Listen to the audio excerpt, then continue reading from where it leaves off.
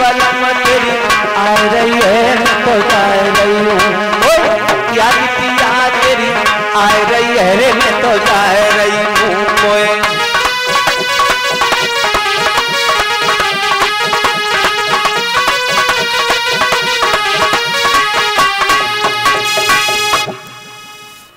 आगे बढ़े, जवाब क्या ही पतिदेव हमें माफ कर देना।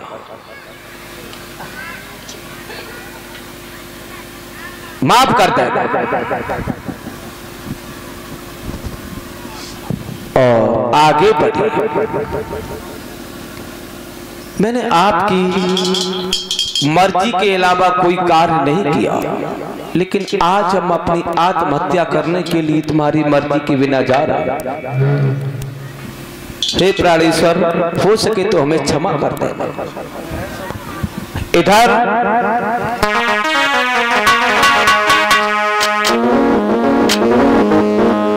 अरे दुख की मारी मात और निकल जब जंगल मेरे आई,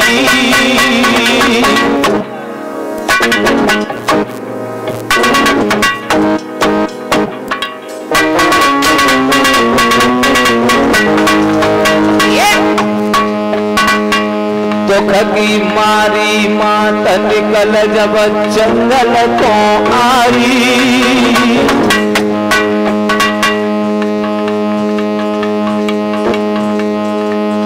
जब वो नसीबा फूट रही है दुनिया में टकराई,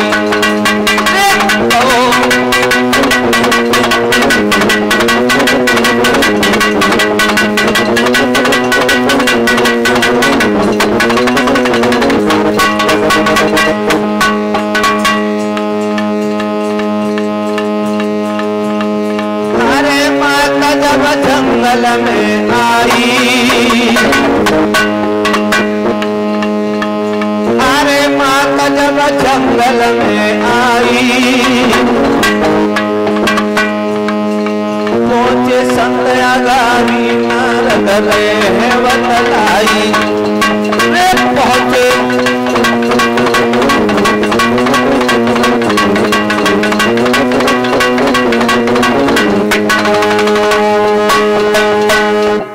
आगे बढ़ी है तब तक देव ऋषि नारद का पदार्पण हुआ। नारायण नारायण नारायण।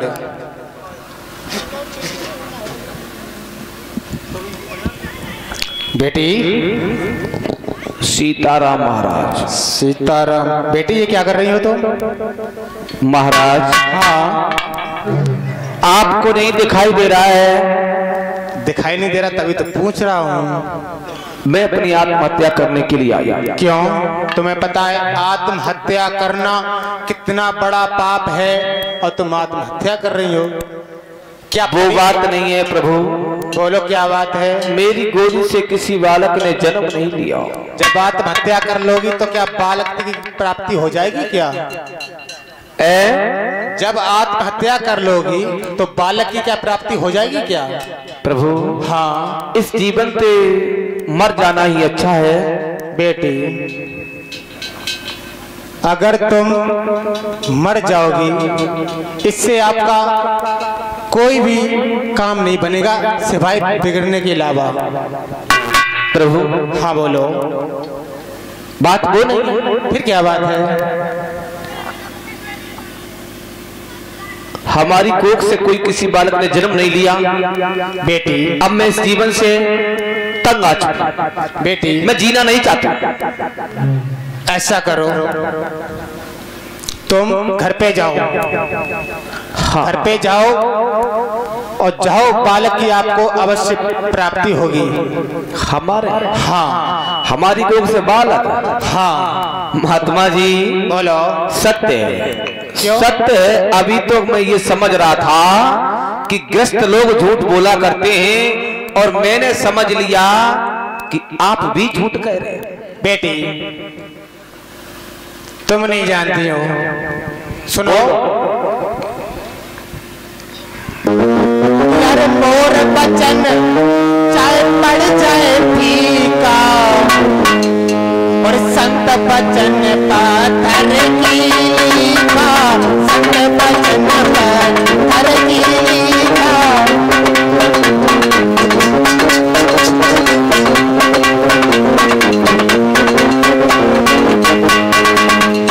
अरे मोर बचन चाहे पड़ जाए पीला, गुरुदेव और संत बचन पाथर की लीला, संत बचन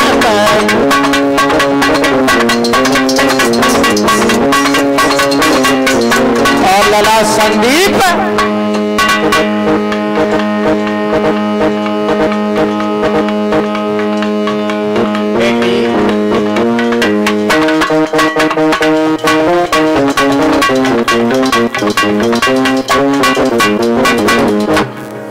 जब बेटी महात्मा जी मैंने समझ लिया। तुम ऐसा करो, हाँ हमारी बात मानो, घर को जाओ। अगर बालक की प्राप्ति ना हो, ना तुम कहीं दूर ना कुआ दूर आओ, मर जाओ, मैं क्या मतलब है। और सुन, अरे हो गो लालना संदीप, तेरे हो गो लालना, बाबा नारद की बानी है, तेरे हो गए लालना।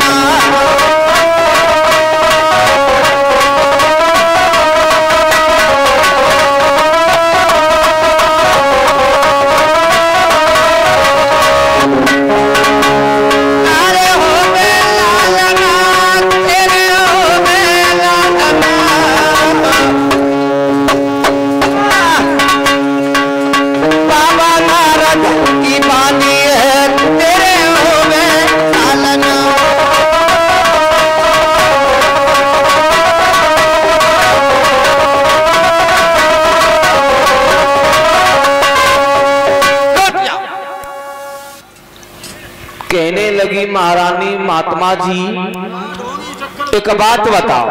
बोलो। तुम संत हो? नहीं, हम बंत हैं। वो तो हमें मालूम है, तुम तो संत कहाँ हो, तुम तो बन रहे हो, और संत तो को अंत है। तो एक बात बताओ, जाके मतलब बेइज्जती करके छोड़े हो। बेइज्जती वाली बात है महात्मा जी, हम तो महात्मन से बहुत दुखी है। वे तो महात्मा खींच ले सबकी आत्मा, और हम तो आत्मा खिंचवाए बैठे, हम तो बिना आत्मा के हैं, हमारी आत्मा है ही नहीं तो खिंचे हो। एक बात बताओ। बोलो। तुम आसाराम के गुरु हो या चेला हो या राम रहीम के संगी हो, किन के संगी हो ये बताओ। आसाराम, राम रहीम और ये पता नहीं आला है, दुनिया के बाबा है ना, सबके गुरु हैं हम।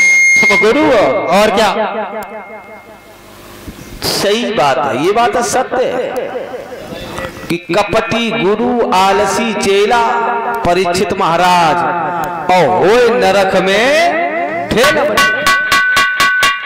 एक आसाराम संत हुए थे, ज्यादा वक्त नहीं हुआ है, सभी लोगों को याद होगा। बहुत बड़े महात्मा थे, अपने आप को भगवान समझते थे, और वास्तविक दुनिया उन्होंने रिझा ली थी। तो दुनिया नहीं बल्कि भारत ने रिझा लिया था, और सभी लोग उनकी पूजा करते थे, कैसे थे संत। लेकिन